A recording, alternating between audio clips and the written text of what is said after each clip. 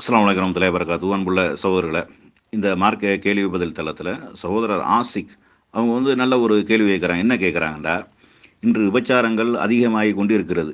இதை சாதாரண மனிதர்கள், மார்க்க அறிவு இல்லாதவர்கள் செய்தார்கள் என்றால் அவர்களுக்கு அது தெரியவில்லை, அதனுடைய உண்மைத்தன்மை புரியவில்லை என்று சொல்லலாம். ஆனால் மார்க்க அறிஞர்கள் என்றும் எல்லாம் தெரிந்தும் சில நபர்கள் வழி தவறுகிறார்களே, இது எப்படி? அதேபோல் மார்க்க அறிவு உள்ள பெண்களும் இது போன்று வழி தவறி இருக்கிறார்கள், இதற்கு என்ன காரணம் அப்படின்னு நினைச்சாங்க கேட்குறாங்க.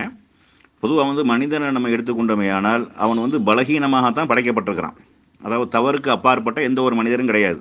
இப்போ ஆதம் அலைஹிஸ்ஸலாம் அவர்களை நீங்கள் எடுத்துக்கொண்டால் கூட அல்லாஹ் இட்ட ஒரே ஒரு கட்டளை தான், அதையும் அவங்க என்ன செஞ்சாங்க, மீறினாங்க. அது சைத்தானுடைய ஆசை வார்த்தைக்காக தான். அப்போ மனிதன் கட்டுப்படுதல் என்ற ஒன்று இருந்தாலும் ஆசைகள் அதே மாதிரி இந்த மாதிரியான காரணங்களால் மனிதன் என்ன செய்கிறான், சிரிப்பாகக்கூடிய தவறக்கூடிய ஒரு காரியமாகத்தான் இருக்கிறது.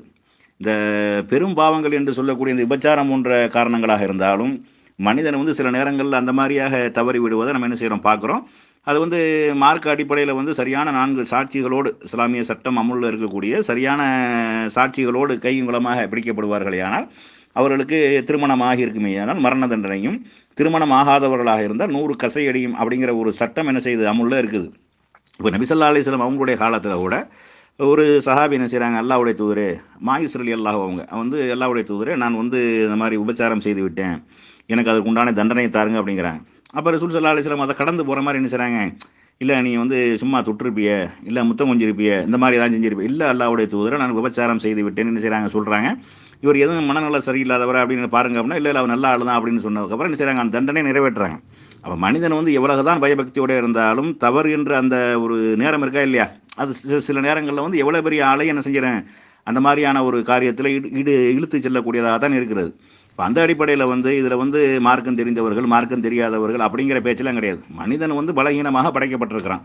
மனிதன் என்பவன் தவறுக்கு அப்பாற்பட்ட யாரும் கிடையாது. நபி ஸல்லல்லாஹு அலைஹி வஸல்லம் சொல்கிறாங்க, ஆதமுடைய மக்கள் பகலிலும் இரவிலும் தவறு செய்கிறார்கள் அப்படிங்கிற அளவில் என்ன செய்கிறாங்க, சொல்கிறாங்க.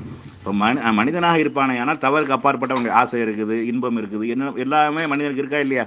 அப்போ ஒரு நேரம் இல்லாட்டா ஒரு நேரம் என்ன செஞ்சிடும், சிரிப்பாகக்கூடிய காரியங்கள் நடந்துடும். அந்த மாதிரியாக யாராவது செய்திருப்பார்களே ஆனால் இறைவனிடத்தில் தௌபா செஞ்சு மீள வேண்டும். இப்போ நம்ம இந்தியா போன்ற நாடுகளில் குற்றவியல் சட்டங்கள் கடுமையான சட்டங்கள்லாம் இல்லை.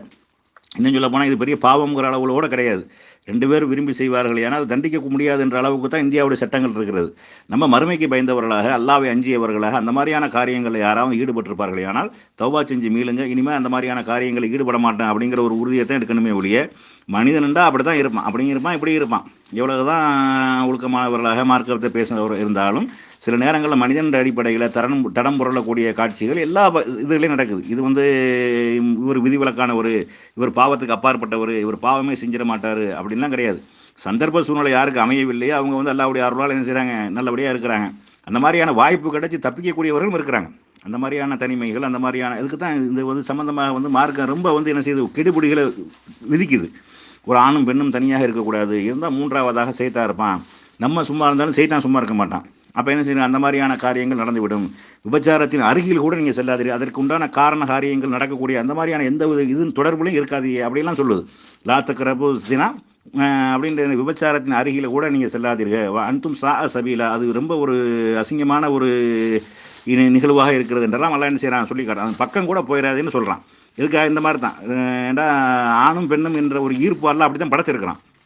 அந்த நேரத்தில் அந்த தனிமையான சந்திப்புகள், அந்த மாதிரியான தொடர்புகள், அந்த மாதிரியெல்லாம் இருக்கக்கூடிய நேரத்தில் தவறுவதற்கு உண்டான வாய்ப்புகள் அதிகமாக இருக்கிறது. அதனால் என்ன செய்யணும், அந்த மாதிரியான வாய்ப்புகளை தவிர்த்து விட வேண்டும்.